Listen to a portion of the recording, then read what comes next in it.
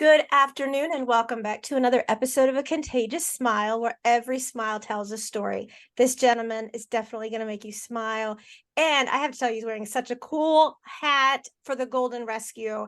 Steve is amazing. I'm so honored that he's here to tell his story.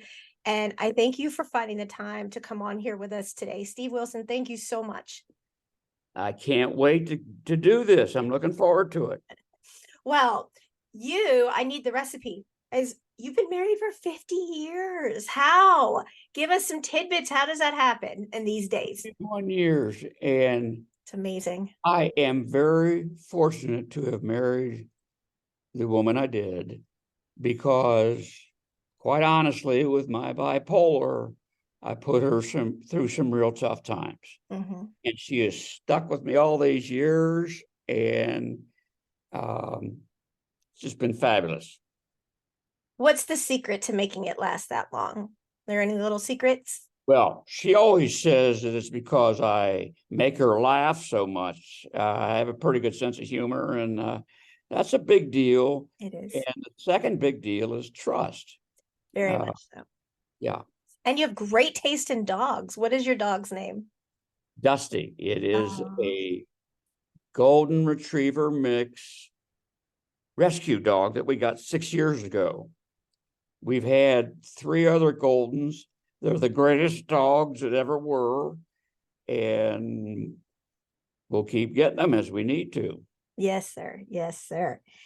You have 3 grown children, all girls. Yes. All girls. Unfortunately, our oldest daughter died in 2000 I'm so sorry. from non-Hodgkin's lymphoma. I'm so sorry. That's okay. I'm so sorry. And you've been in the retail clothing business. What kind of clothes were you working with? Well, I was at one time I was the U.S. sales representative for a Hong Kong-based custom clothing company, and I sold to people who independently went out and sold the clothing. And then I also did the same thing. So the last 10 years, I sold custom clothing throughout Phoenix to individuals. Nice, very nice. Now, you have been diagnosed and you're willing to talk to us about that. And I thank you so much because we really strive to show awareness for mental health. You were diagnosed with bipolar. When were you diagnosed as being bipolar? Well, I think we have to go back to my young childhood. Okay.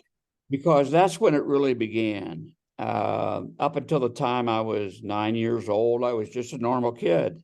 A lot of friends, played a lot of sports, did well in school. And then one Saturday, when I was 9 years old, I went to the local movie theater. A guy came up to me, and I thought it was an employee of the theater. And he said, "Can you come give me some help?" Well, I was only 9. Yeah. And I said, "Sure, I'll help you." And he guided me into the restroom and raped me. And I decided that it was my fault. And I don't know why I decided that. That's very common. Yeah. And I decided that I would never tell anybody. And I didn't for 30 years. So I took the whole burden on myself. And about 2 or 3 months after the rape, I started getting depressed. And my schoolwork went to hell. I didn't want to play. I just, whatever. And that lasted all through high school. Now, the thing about bipolar is that people really don't understand is that it comes in waves. It is not beating you up all the time. Thank God for that, or nobody would live through it. Right. So I got through high school and got through college because I was on a cycle that was bad for a couple months, good for a couple months. So I was able to fake my way through everything, and got through college, and then went home and I crashed. I mean, I went down. I was suicidal. My mind was telling me to kill myself. And then one day we had a barbecue in June of 71 at my folks' house, and I got in a fight with my father, who I didn't think much of. And I wound up in a mental institution for the next 3 weeks. And that was 71. At that time, they diagnosed me as clinically depressed. So they try all the medications that go with depression, and none of them worked. So I suffered for the next 8 years, really feeling badly. And then in 1978, my psychiatrist came in and said, I made a mistake. You're bipolar. Well, thanks for that, doc. But Yeah, thanks a lot. at least you figured it out. And they put me on lithium, and that was the road to my recovery. Now, the recovery took, let's see, that was 78, 25 years, something like that. Mm-hmm. And I got another in that. I really got in good shape when they gave me Paxil in about 2000 or something like that. So I've had a lot of good times. I've had a lot of bad times, but here I am. Right. Steve, can I ask what was the event that made you come public about this? Well, this is a beauty. In about 1985, I went to my psychiatrist and I got the guts up to tell him that I'd been raped. He ignored it. We never talked about it. So I went on for several more years, and good sometimes, bad sometimes, but I made a living. Oh, and also during those first 8 years when I was diagnosed Depressed. with clinical depression, Right. I couldn't hold a job. I lost 4 or 5 jobs because of it. I just couldn't manage it. And when I got lithium in 78, then I was able to at least get a working life back, Right. and went through the rest of those years making a decent living. And then in about 2000, I got the Paxil and I got a lot better. So for the last 23 years, although I still have symptoms such as ruminations where I can't turn off my mind, all the stuff is going through it, impulsiveness. There's some things that I still struggle with, but the main stuff is all gone. So after being misdiagnosed and ignored, Mm-hmm. how did you come and tell your family? How did you just, when did you decide I need to let people know? I need to speak up about this? Well, that really came out to my wife first when I got the diagnosis. For those, we were married in 72, and until 78, she just thought I was a troublemaker or a screwball or whatever. And then in 78, we learned it was bipolar. And the first child was born in 74. So they didn't have to put up with it too long, my really bad time. But they've all supported me all these years. And the thing about bipolar and depression are that nobody knows exactly why they come on. Mm-hmm. I mean, my rape was part of it, but also it might be because of the past generations of my family. I had an uncle, a great uncle or something way back, who hanged himself. I had the aunt of my mother who was 20 years locked into a insane asylum. So there's stuff in my past that might have caused this. Right. What was it like for you to be institutionalized after getting in an altercation with your dad? Well, I was very fortunate out here, not here, but in Columbus, Ohio, where I was living at the time. They had a great sanatorium there called Harding Hospital. Mm-hmm. It was totally different than the insane asylums you're thinking of, where they lock a door and throw the meat in for you all to scramble for. Right. This one was, I had my own room. We would go out and exercise every day. They felt that work and busyness was a big help. So I had a work routine where I cut down weeds, and I built a stone trail in the woods. The campus was like 40 acres big, and all the docks were right there. So it wasn't what you'd think it would be. Mm-hmm. Even had a tennis court and a basketball court. And so in 3 weeks, all the suicidal ideations went away, but I still had a hell of a journey ahead because that was 71. Right. Steve, why did they choose to put you in that facility instead of incarcerate you into like a prison or a jail That for? never came up because nobody knew. We knew the family that owned Harding Hospital, and we called up there. I don't know who the hell called them. Called up the hospital and said, "We're coming." And they said, "Come on." So there was a state mental hospital in Columbus, just like you see in the old time movies. But I Mhm. never had an inkling to ever go there. What is one of your bad times look like when you actually would go into that wave? What does that look like? Well, it's very difficult to explain to someone because they won't get it Of course. what it feels like to be at the bottom of the barrel. I can sit here for an hour and tell you how I felt. You won't understand it. Mm-hmm. You probably will because you've gone through it, but most people don't understand it. So it doesn't mean much to them other than, oh, he screwed up. But my worst times, I'll tell you about them. Specifically, have always been a swimmer. Now, I was never a competitive swimmer, but I swam in an Olympic pool and swam a lot of laps.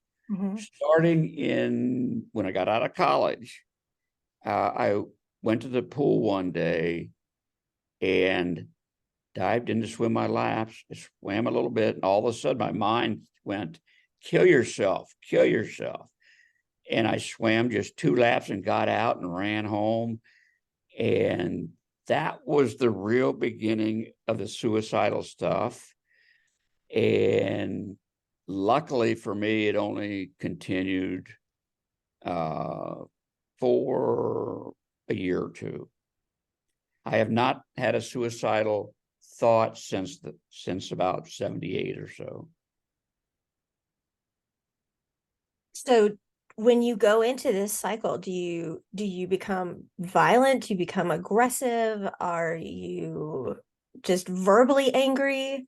No, I become so damn depressed that I think no one loves me. I have no friends. I sit and just watch TV endlessly and mindlessly all day.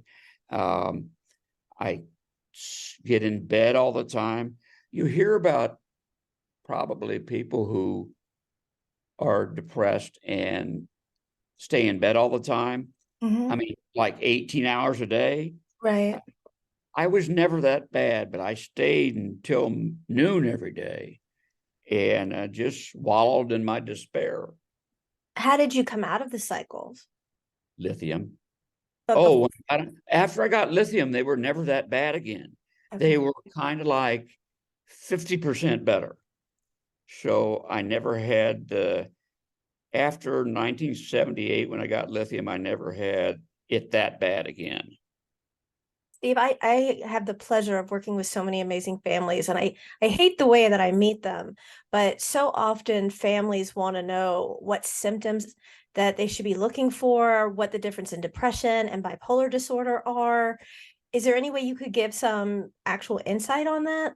Sure. One thing that people should look for, starting with your teenagers, is lethargy, sleeplessness, irritability, indecisiveness, wanting to stay in bed all day, not getting together with their friends anymore. And too many parents ignore this because they don't know what's going on. Right. But if they did take a look at what their kids are doing, they'd figure it out. 20% of Americans suffer from some sort of mental illness. That's 60 million. And that statistic of 20% holds true for the kids.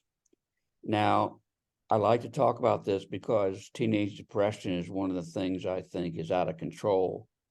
And when I started speaking to high school classes, somewhere in the 90s, after I'd gotten pretty good.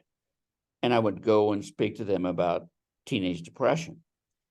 And at the end of my speech, I would invite anybody who wanted to come up and share what they're going through.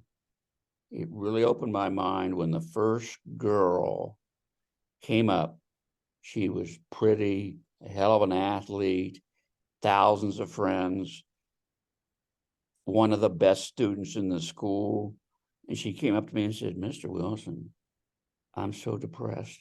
I feel so bad. Everybody is putting so much pressure on me to be the best that I just can't handle it." And she started crying, and here was the girl who had everything. Right.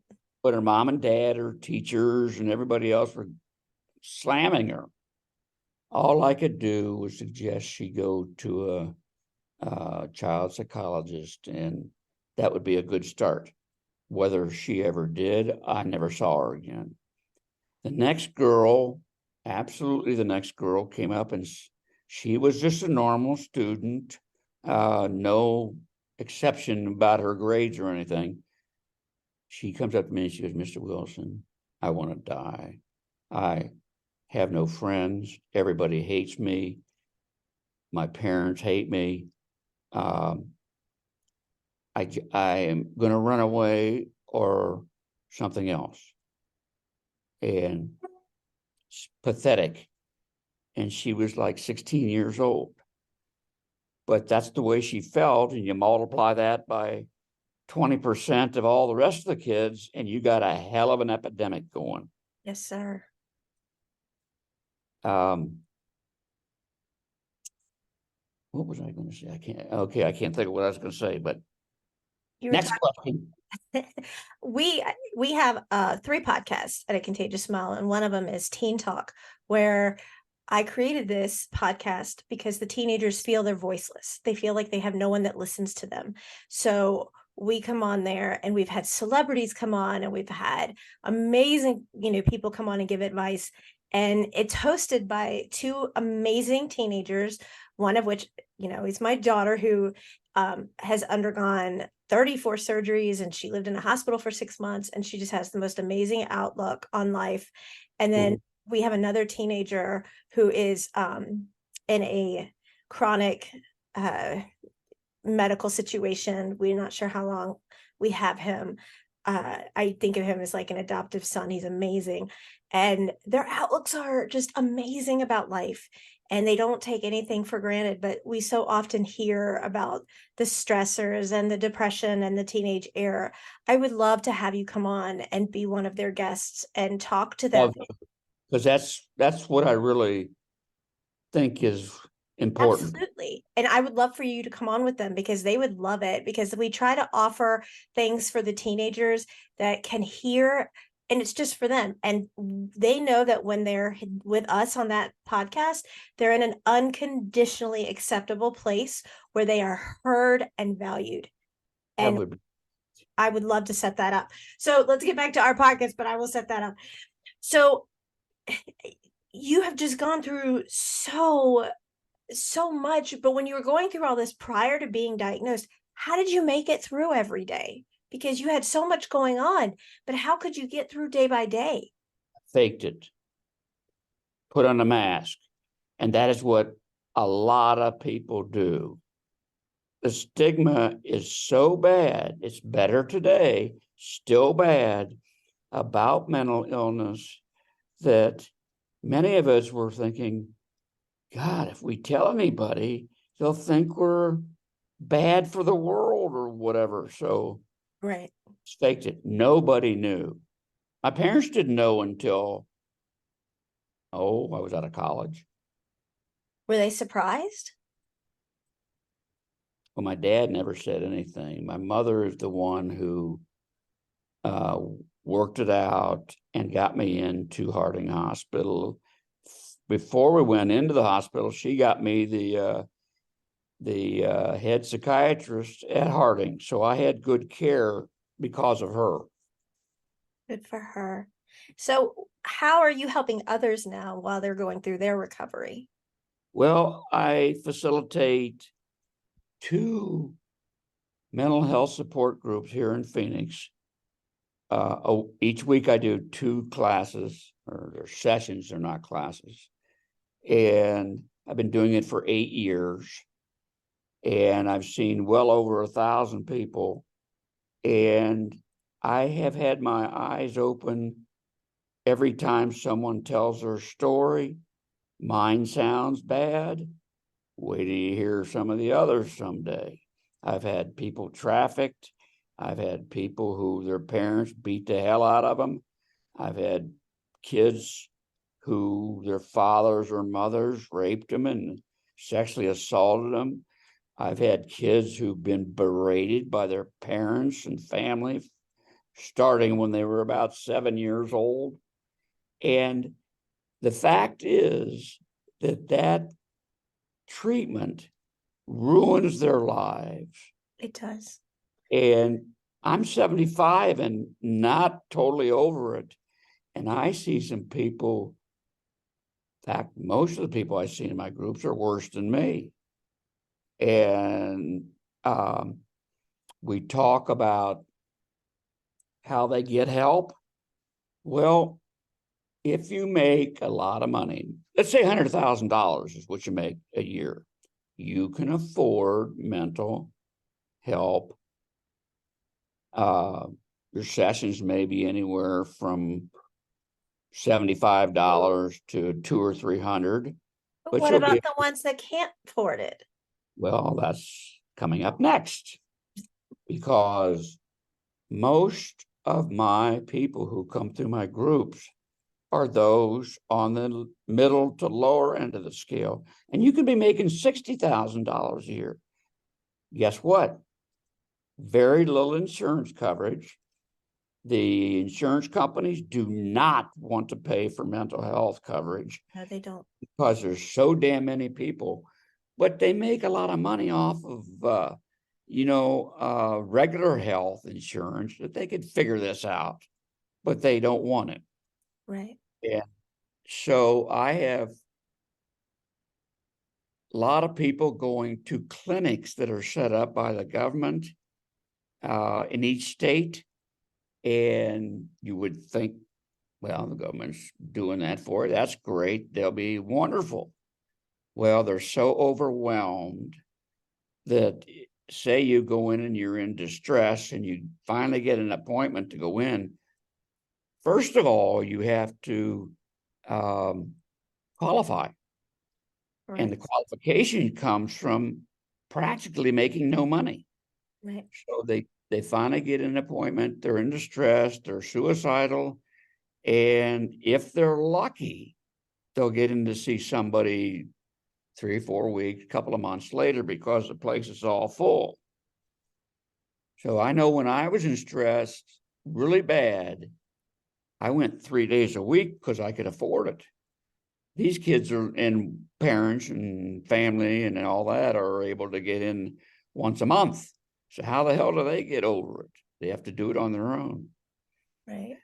So, and the government, you think, well, that's nice that they do these things for mentally ill. They do so little that it doesn't make a damn bit of difference. That's so true. I heard the other day that there was a new commission set up on trying to figure out how to do it, but it's not going anywhere. Mhm. So I don't know what's going to happen, but these people are just SOL. That's it. Right. I know it's so important to have support while you're going through this. Who was your rock while you were going through this? My psychiatrist. My family offered, except for my mother, who only got me in the situation where I was getting help. Sure. Nobody in my family knew how bad I was, nor did they ask. As a parent, what could they say to their teenagers to maybe make them comfortable and help them without making the situation worse? Well, they should support them. They should not say things like, well, if you go take a walk, you'll feel better. Right. Or they'll say, well, you know, we've provided you with a pretty damn good life. Why do you feel this way? And all that stuff does is make you sink lower into depression. Yes, it does. What they can do is just say, I'm so sorry you're going through this. What can I do to help? And support them with all the love that they can. And I don't know that that's a rarity, but it sure doesn't happen all the time. No. Because I always tell the kids that I speak with that I don't think it's fair that these kids have to spend their adulthood healing from their childhood, because Yes, that's where so much of it starts. And people feel like they're just giving up on these kids, and these kids feel they have no safe place. They don't have a safe place at home, which is right. supposed to be their safe place. But then they come to school and they're bullied, or they turn to a bully and they don't have a safe place there. So then they act out. Well, why are they acting out? Because they feel like they need to get attention somehow. So why not just do something to get attention, whether it's good or bad? And they have no place to feel secure about themselves. And that's what desperately needs to be changed. Yes. And you're talking about, I learned that the average age of the onset of bipolar is 25. Well, if you look at that statistics, that means there's a lot of kids less than 25 who make that figure 25, and then you got the other ones who are not. But that becomes 9, 10, 11 when they really start. What are the symptoms that you should see or look for when you first start, as you called it? Well, that's hard to say because I didn't know that it was happening. Right. It wasn't until I was in the dumpster that I figured out something was wrong, but I had no clue what it was. Remember, this was 50 years ago. You think it's bad today. It was even worse back then. Yes, sir. Yeah. So you wrote a book. Can you tell us about your book? I know it's Teetering on a Tightrope, and it's about your bipolar journey. I actually can't wait to get it. I'm going to read it. So can you kind of tell us what made you decide to write it and tell us a little bit about it? Well, about 4 years ago, I wanted to finally get some things clarified, get some closure on things that happened. A woman I was in love with who I never totally got over all these years. And so I went to a trauma therapist, and she was here in Scottsdale, and she took me over many months, a journey through my life, starting with my earliest memory. And we charted everything and wrote it all down. And when we were all done, she had done such a good job that all that stuff that was bugging me is gone. I put the lady to rest, and screw it, that's done. When we got done and we looked over all the stuff, she said, you know, you ought to write a book about this. There's just a bunch of stuff there. So I did. I started about 3 years ago, 4 years ago, and it took about a year and a half to write it. Now, that doesn't mean all day, every day. That means a couple hours here, a couple hours there. Right. And it was fairly easy to know what I was going to write about it because it was all up here. I didn't have to do any research except for look up some things. And I got it all done in early 22, and no, early 21. And it took over a year and a half to get it published. That's a tough thing. And it went out December of 2022. And it's available on Amazon and Barnes and Noble and some other places that I don't know the names of them, some podcasts or something like that, platforms, I guess you call them. It details my life from just before the rape throughout until today, but it was today 4 years ago. And I leave nothing out. I talk about my sexual stuff. I talk about my fights with my father and just everything. It's only 120 pages, but it's full of everything. And that's the way it started. And I've got a lot of good comments on it, but I don't know how well it's doing. I haven't been called up and told I'm #1 on the hit parade. So that's about the book. I think the reason I wrote it was because, first of all, to try to get the stigma lowered from people who don't understand what's going on.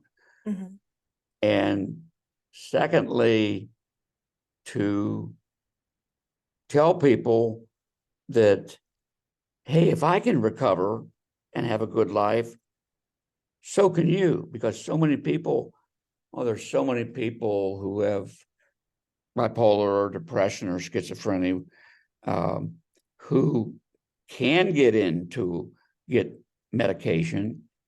And if it doesn't work right away, they throw it away. They don't give it the required month or two for it to work. So that doesn't help them. Then there's the people who won't take medication, period. Then there are the people who get the medication and it works. So what do? 6 months later, they go, oh, it's working. I don't need it anymore. Then they throw away their pills, and a month or two later, they go back down in the toilet.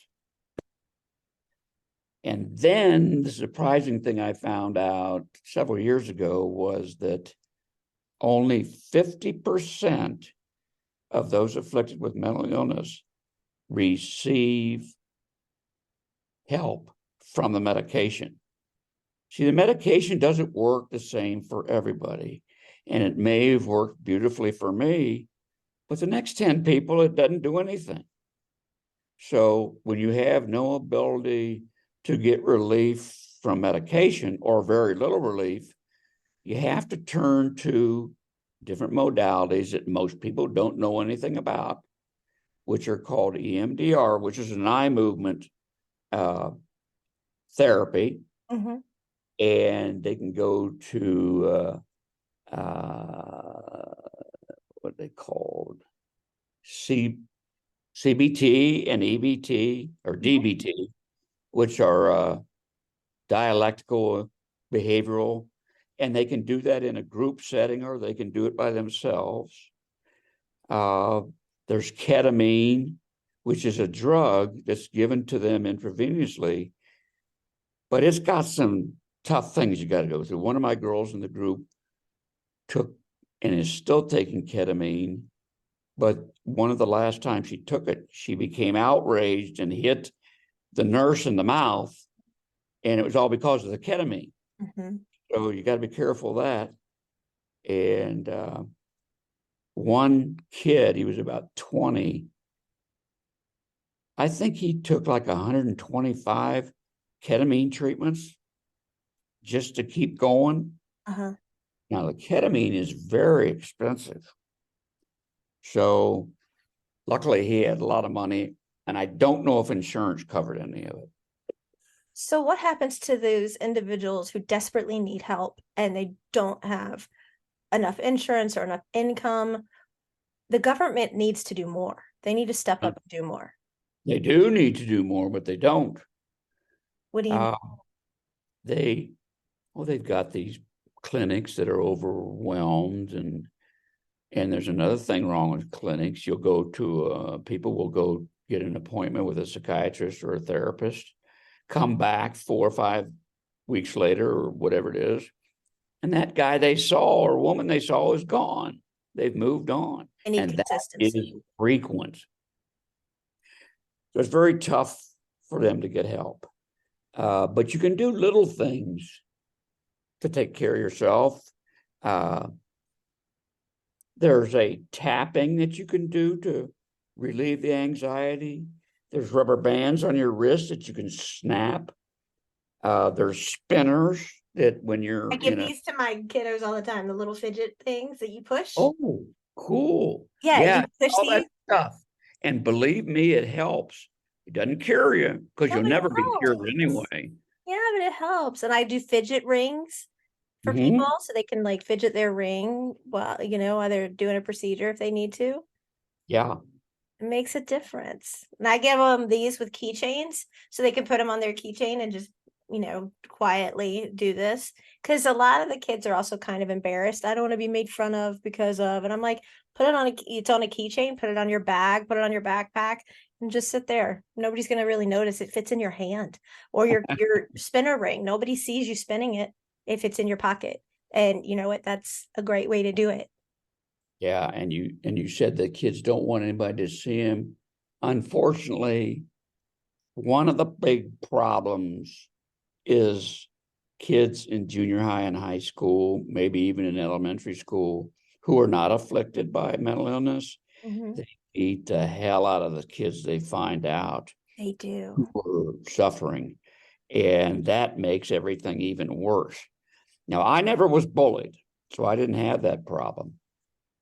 But so many kids are bullied, and this internet stuff or the Oh, stuff online, somebody gets mad at some kid and they start telling them to kill themselves and all that, exasperates the problem tremendously. was it New York? I'm trying to remember. I think it was New York.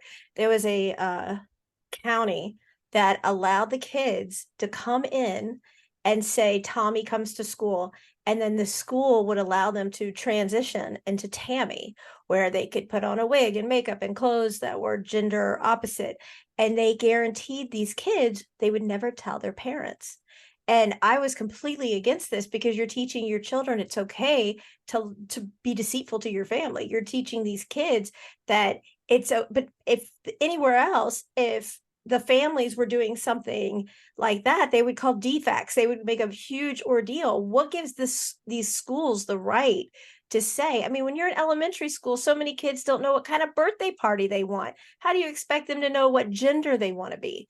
And they're more hung up on the gender than they are on educating. And what's going on today? Oh, it's just awful what the schools are doing now. Their counselors don't know what to do. They ignore the kids.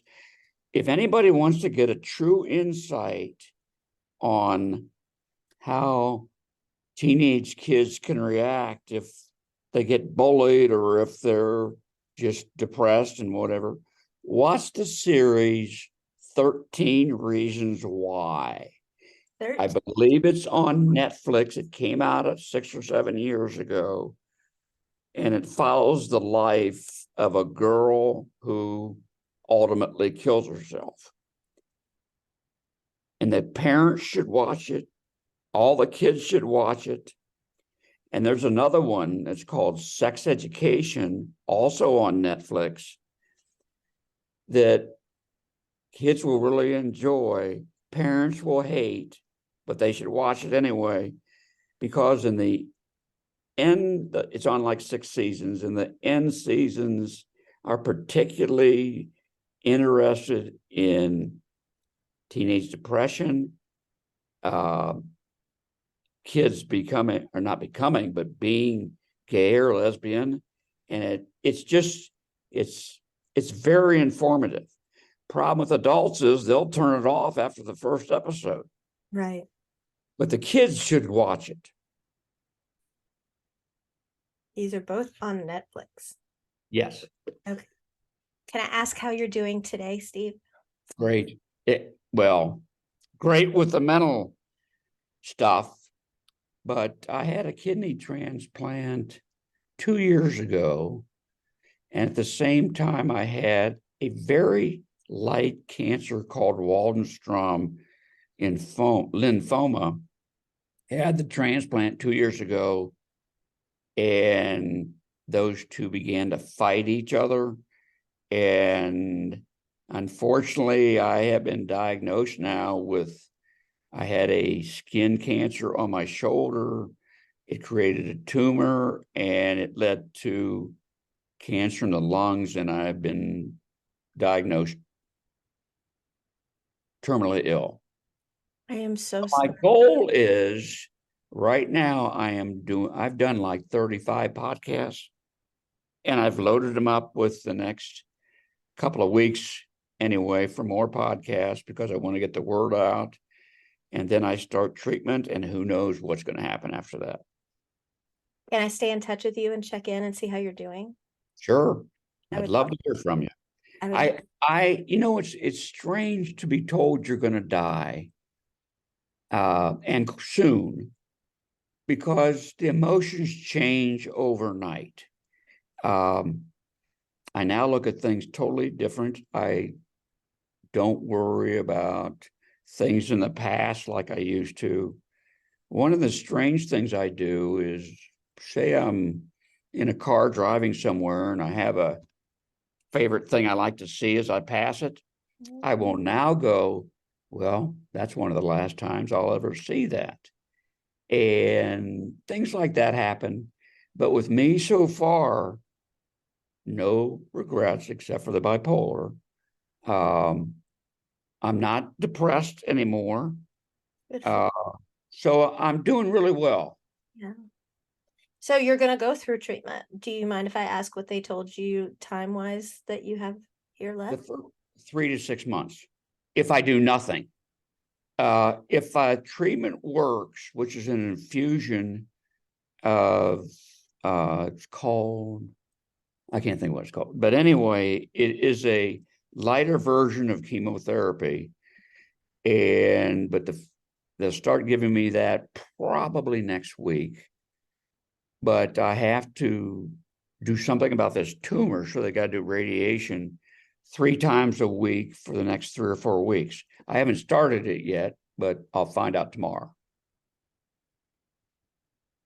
My wish is I could wrap you in hugs and prayers and you be able to just keep on doing amazing things like you're doing. We would love to have you on the Teen Talk. I absolutely, when I say want to stay in touch with you, I do. I absolutely do. I Well, can't thank you. thank you enough for taking If time. you set that thing up for the teenagers, I'm going to today when we get done recording. I'm going to better be soon, yeah, because who knows what I'll feel Don't like. say that. Don't say that. Stuff. Don't say that. I can't thank you enough. Everybody needs to go out and get this man's book. It is on Amazon. I'm going to put the link to the book in our show notes so everybody can see it and get it. And again, I cannot thank you enough for taking the time today to really enlighten us into what we should be looking for and helping these people who desperately need help. Well, thank you, Vic. I enjoyed it very much. Thank you. We started to do this, I looked it up in June. And then I had my amputation, and then I had to have Right. surgery. I know. I'm so But, sorry. it's now more timely than ever. Yes. Yes, it is. Now you're stuck with me. Where do you live? I'm in Georgia. Oh, that's a bad state. Why is it a bad state? Republicans. Oh, I'm not gonna listen to this. Republicans. So you're a Biden fan? Absolutely. I'm Really? so scared about what can happen. I'm really scared about the election because whoever wins, either one of those two, something bad's going to happen. What do you think's gonna Because, well, the two factions, if you want to say left and right, Sure. hate the other so much That's true. that it's going to blow up. And I don't know what the hell is going to happen. You really think Biden is cognitively okay to remain in office right now? Sure, if you really look at the things he's done, Well, and before, but I'm talking about now. yeah, I'm talking about now, since he's been president. Hmm. Yeah. One of the worst things we have to contend with is the media on Fox, MSNBC, CNN. They're filling our minds with whatever the hell side they're on. And so people are more upset than they should be because that's all they're hearing on the news. Who do you think would be the perfect president next term? Well, between those two, I want Biden. If I had a choice, I would like a new, younger, vibrant Democrat. Trump isn't young. He's 77 or 78. He could fall down dead tomorrow, too. So we need a change, and we need to stop all this hate. Absolutely. What do you think of Kamala Harris? You know, I don't know, because they've kept her in the shadows. I really liked her when she was first there. I don't know what she's doing. I don't think any of us know what she's doing. She hasn't really No. been. Yeah. Yeah. All right. I still like you, Steve, but I'm going to stop recording with you and I'm going to just set up our teen talk. I'll set up those kids on the teenage show to love Democrats. Good luck with that, because I can tell you right now, Logan, good luck. You got your work cut out for you with Logan. Thank you, Steve, so much. Thanks, Vic. I'll see you later.